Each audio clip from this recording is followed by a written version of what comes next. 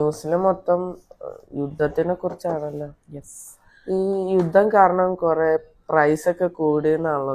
യുദ്ധങ്ങൾ വന്നു കഴിഞ്ഞാൽ ലോകത്ത് മൊത്തത്തിൽ വില കൂടും. ഇതിപ്പോ മിഡിൽ ഈസ്റ്റിലും കൂടെ ആയതുകൊണ്ട് എണ്ണ, അതായത് പെട്രോൾ, സത്യത്തിൽ പെട്രോൾ ആണല്ലോ ഇതിന്റെ എല്ലാം സംഭവം. അപ്പൊ ശരിക്കും മനുഷ്യരൊക്കെ ഈ യുദ്ധം ചെയ്യുന്ന പെട്രോളിന് വേണ്ടിയാണ്. മനുഷ്യരൊക്കെ അല്ല, അമേരിക്ക എന്ന് പറയുന്നത്, ഞാനന്ന് വെനസ്വേലയുടെ കാര്യത്തിലും പറഞ്ഞില്ല, അമേരിക്ക എന്ന് പറയുന്ന രാജ്യത്തിന് അവരുടെ ഡോളറിന്റെ മൂല്യം എപ്പോഴും ഉയർത്തി വെക്കാം.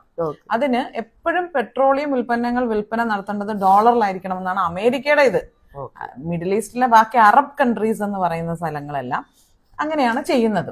പക്ഷേ ഇറാൻ ഒരു അറബ് കൺട്രി അല്ലേ? അല്ല, ഇറാൻ ഒരു അറബ് കൺട്രി അല്ല. ഇറാൻ ഒരു പേർഷ്യയാണ്. ഇറാൻ പഴയ പേർഷ്യയാണ്. അപ്പൊ ഇറാൻ അങ്ങനെ, ഇറാനായാലും ഇറാഖ് ആയാലും ലിബിയ ആയാലും ലെബനോൺ ആണേലും അങ്ങനെ ചെയ്യാതെ വന്നപ്പോ, വെനസ്വേല ആണേലും അങ്ങനെ ചെയ്യാതെ വന്നപ്പോഴാണല്ലോ അവിടെ യുദ്ധങ്ങൾ ഉണ്ടാവുന്നത്.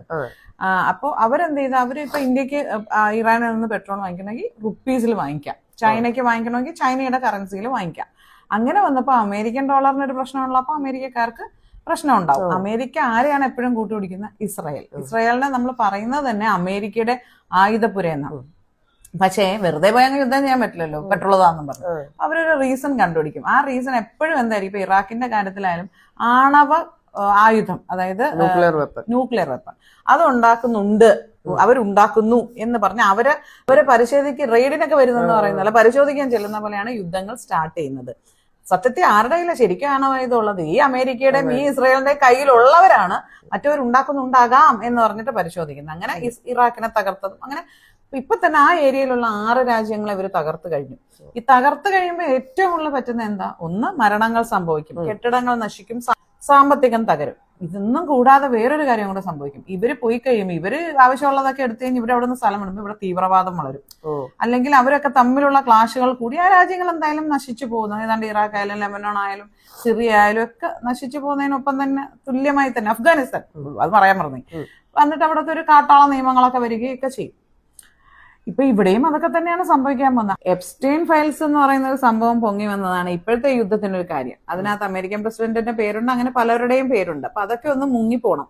അപ്പൊ ഒരു യുദ്ധം വന്നു കഴിഞ്ഞാൽ ബാക്കിയെല്ലാം മുങ്ങിപ്പോവല്ലോ. ഇതിന്റെ ഒരു കാര്യം, ഈ എപ്സ്റ്റൈൻ ഫയൽസ് എന്തായിരുന്നു?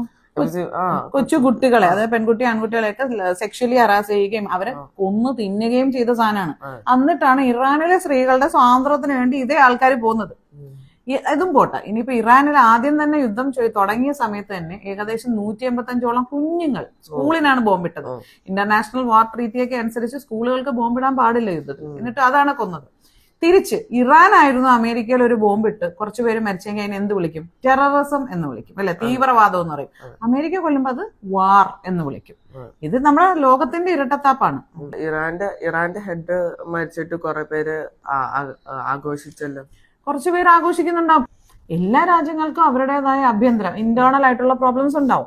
ലൈക്ക് ഇപ്പൊ നമ്മുടെ നാട് ഒരു ജനാധിപത്യ രാജ്യമാണ്, എങ്കിലും ഇവിടെ എല്ലാ ഭക്ഷണവും നമുക്ക് ഇവിടെ കഴിക്കാൻ പറ്റുമോ?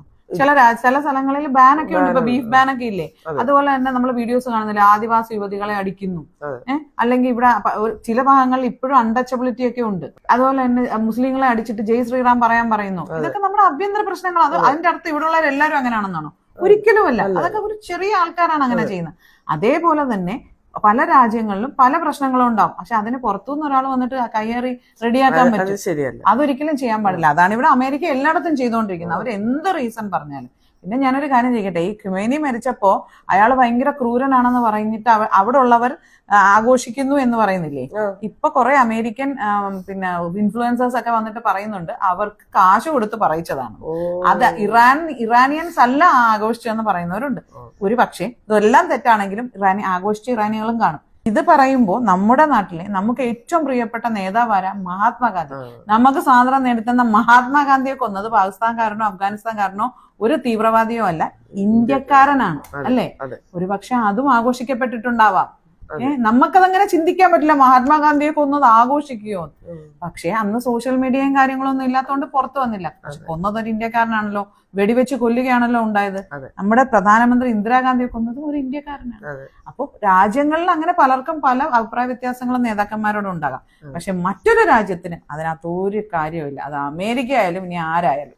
ഇനിയിപ്പോ റീസൺ എന്തോ ആയിക്കോട്ടെ, യുദ്ധങ്ങൾ നശിപ്പിക്കുന്ന രാജ്യങ്ങളാണ്. രാജ്യങ്ങൾ നശിക്കുമ്പോൾ അവിടുത്തെ കെട്ടിടങ്ങൾ, അവിടുത്തെ സമ്പത്ത്, അവിടുത്തെ കുഞ്ഞുങ്ങൾ, അവിടുത്തെ സ്ത്രീകളൊക്കെയാണ് മരിക്കുന്നത്. സ്ത്രീകളുടെ സ്വാതന്ത്ര്യത്തെ പറ്റി ഘോരഘോരം പ്രസംഗിക്കുമ്പോൾ അവിടുത്തെ സ്ത്രീകളെ ബോംബിട്ട് കൊന്നിട്ടാണോ അത് ചെയ്യേണ്ടത്?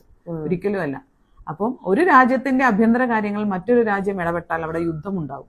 ആ യുദ്ധം ഒരു രാജ്യത്തിനെ മാത്രമല്ല മറ്റ് പല രാജ്യങ്ങളെയും ലോകത്തിനെമ്പാടും എഫക്റ്റ് ചെയ്യും. ആ എഫക്റ്റിൽ നമ്മളും ഒക്കെ പെടും. നാളെ ഗ്യാസിന് വില കൂടും, പെട്രോളിന് വില കൂടും. അത് മൊത്തത്തിലുള്ള വിലവർദ്ധനയ്ക്ക് കാരണമാകും. അപ്പം ആരാരെ സപ്പോർട്ട് ചെയ്താലും ആരാരെ സപ്പോർട്ട് ചെയ്തില്ലെങ്കിലും എല്ലാവർക്കും അതൊരു ബുദ്ധിമുട്ട് തന്നെയാണ്. ഒരിക്കലും യുദ്ധമില്ലാത്ത ഒരു നാളേക്ക് വേണ്ടി വേണം നിങ്ങളെപ്പോലുള്ള കുഞ്ഞുങ്ങൾ പ്രവർത്തിക്കാനും ചിന്തിക്കാനും. ഓക്കെ.